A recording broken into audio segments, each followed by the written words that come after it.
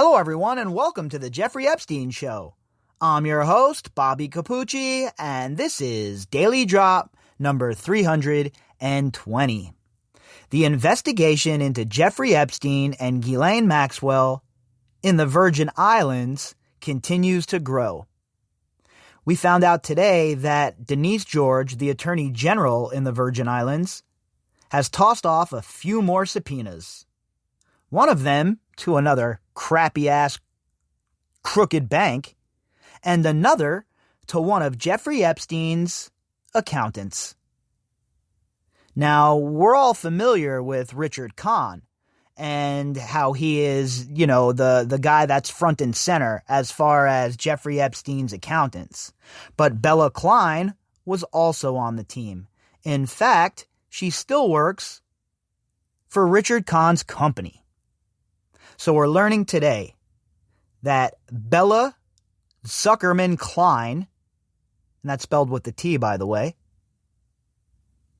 has been issued a subpoena about her connection to Jeffrey Epstein's criminal enterprise and the way it was conducting business to bring women and children into its midst to be assaulted and trafficked. So I'm pretty clear about how I feel about Denise George as far as going after money in this case, right? But what I will say, and what I've said from the jump, is anybody who's going to start subpoenaing these people and getting them under oath, that only works as a benefit for justice in this case. Because one of the key things is pinning these idiots down and getting them to speak, right? These people duck, dodge, use their mom and dad, say they're dying as excuses. They have no shame.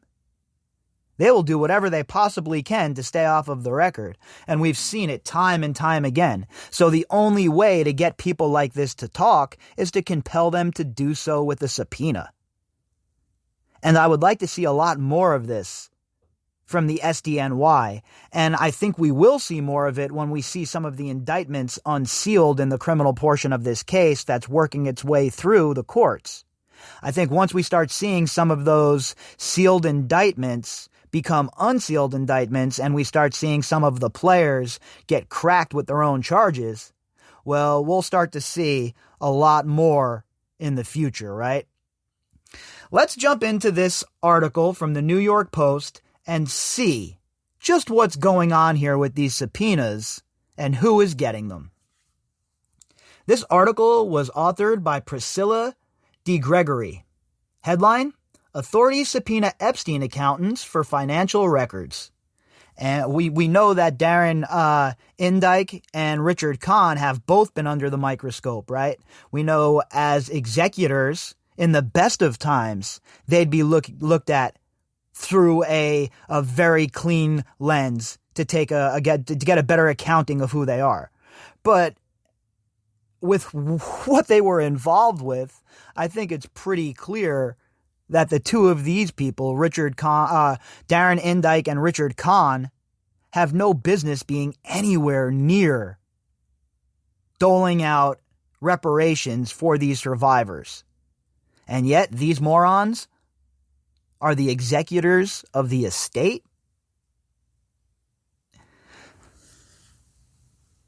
One of Jeffrey Epstein's accountants has been subpoenaed by authorities in the U.S. Virgin Islands seeking records on payments made to women connected to the dead financier, pedophile, according to court papers made public Monday. So we see that they're hard at work in the Virgin Islands still, right? Denise George is still firing off subpoenas. She's going hard in the paint. It seems like every time we turn around, every couple of weeks, her investigation is growing. Her investigation is blooming, and other people are being pulled in. And I am all for it, right?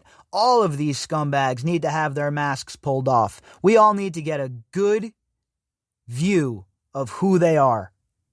And Denise George, as much as I'm against the whole money grab she's up to, I think that she is going in the right direction here as far as compelling these people to speak. Because like I was just saying, there's no way they're going to come forward on their own. You really think Bella Bella Tsukerman Klein is going to come forward and speak about what she knows about how these girls were trafficked, how she was involved, how she was hiding money, how she was, helping Epstein launder money. Of course, she's not going to come forward and speak to the authorities on her own. So she has to be compelled to do so. And this is the first step, shooting off the subpoena. Bella Klein has been roped into the U.S. Virgin Islands Attorney General's case against the convicted pedophile's estate for allegedly running a decades-long sex trafficking scheme from his Caribbean island, the filing shows. Well, I wouldn't exactly say it was from his Caribbean island, right? It was one of many locations. And I know a lot of people like to focus on the island because of, how salacious it is and how it has been a big part of the legacy media's coverage. But we have to remember, all of his homes were used for abuse, right? The island, Zorro Ranch, New York, Paris, the cabin in the woods, for God's sakes, everywhere it seems. So I don't like to say that he was running it per se from the island. The island was a big part of it, a huge draw to get some of these people wrapped up into the blackmail scheme. And it was certainly a place that needed to be looked at, but I wouldn't say it was the base of his operations. Klein was identified in a previous Daily Beast report as one of Epstein's accountants. If you haven't read that article yet, I'm not too sure if I've read it here on the podcast. I probably should get around to it. It's a pretty in-depth article by Kate Bricklet over at Daily Beast that goes into a little bit about, the accountants, et cetera, et cetera. So I'm going to try and fit that into the rotation here. And if we have a slow day in the next couple of days as far as new news goes, perhaps we'll revisit that and add some more context to all of this. The AG's office is seeking records from 1998 to the present related to payments, reimbursements, or receipts from or of any females associated with Jeffrey Epstein, made from entities including a handful of Epstein's foundations and trusts, the subpoena says. Damn, that's a pretty long-reaching subpoena, right? Pretty vast. All the way back to 98. It fits the pattern with the other subpoenas we've saw that the financial institutions have received and Leon Black has received. So it is par for the course with Denise George and her version of this investigation for it to be a broad subpoena like that. I think that has to make a few of these people a little bit worried, right? If you were involved in paying off these girls, if you were involved in tossing out hush money, if you were a bag man, look, you are in the crosshairs. This investigation is starting to really, really pivot and start to focus on the money. And that's the worst news ever for these people. The worst news ever for people like this is when the investigation inevitably veers into the financials, because that is where all of these people are exposed. And if we want to score here, if we want to push this ball over the goal line and punch this son of a bitch in, we're going to have to really dig into these financials, because there's no way for them to wiggle their way out of that, folks. The subpoena is also seeking documents related to American Express cards funded by Epstein or his agents on behalf of the same women, and any application for a work permit, visa, citizenship, or other travel or immigration status for any female associated with Jeffrey Epstein. It's about time somebody dug into that portion of this shit too, right? How many of these girls came over here undocumented on 90-day work visas or whatever, or 6-month work visas or whatever it is, however it works? How many of them came over and then overstayed their visas and then were beholden to these scumbags because now they were illegal and that was being held over their head along with everything else? So yeah, I think that this is another great strategy for Denise George. And if I had the power of subpoena, forget it. There'd be subpoenas dropped on everybody, believe it. In addition, The AG wants Klein to turn over documents and communications relating to arranging for cash for Jeffrey Epstein and for transfers made to Eva Anderson Dubin, a former Miss Sweden and Epstein's alleged one-time live-in girlfriend, and her hedge fund billionaire husband, Glenn Dubin. There you go, folks. Another Glenn Dubin mention, huh? This dude is so deep into this shit. I've been on Glenn Dubin for how long now? How long have I been yelling from the mountaintops about Glenn Dubin and his involvement? I've been laser-like focused on these people that have been mentioned in the court documents. And that is the way I have conducted this podcast, right? We have stayed right on that course, and we have been locked in laser-like. We don't need anybody telling us stay on target like Luke Skywalker around these parts, folks. We are dug in, 100% deep into this rabbit hole, exploring the many warrens that it holds. And the Dubins, folks, I'm telling you right now, they are deeply involved in this. Eva Dubin and Glenn Dubin were very close to Jeffrey Epstein, so close, remember, that he was invited to Thanksgiving right after he served his jail sentence, if you want to call it that. And their daughter called him Uncle Jeffy, as well as him having a trust set up for their daughter. So don't tell me they weren't close. Don't tell me that Glenn Dubin and Eva Dubin shouldn't be subpoenaed. They should be. They have knowledge of what occurred, and let's not forget the credible accusation being laid at Mr. Glenn Dubin's feet about the abuse Virginia Roberts suffered at his hands while she was being trafficked by Epstein.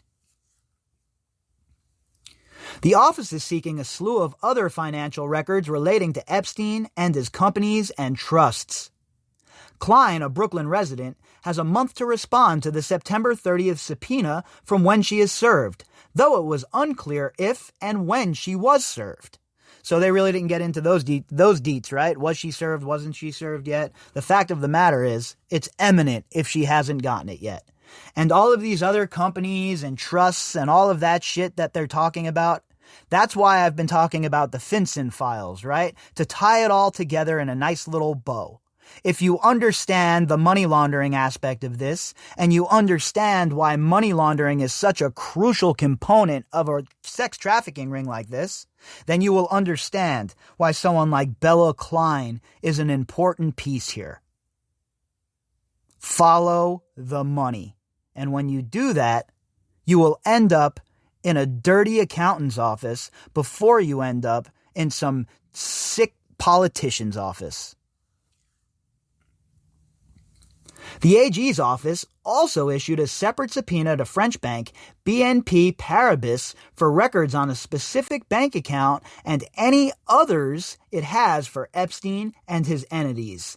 The bank has 30 days to respond from whenever it is served. So look, again, with the banks, this is why I've been so adamant about the financial portion of this, why I've been digging so deep in that direction, and why I have started pivoting more into that direction, because I think it's very important and very crucial that this aspect of the case is fully investigated, and that the financials that tie all of these people together are used to hold these people accountable for the role that they played facilitating Jeffrey Epstein's criminal enterprise for decades.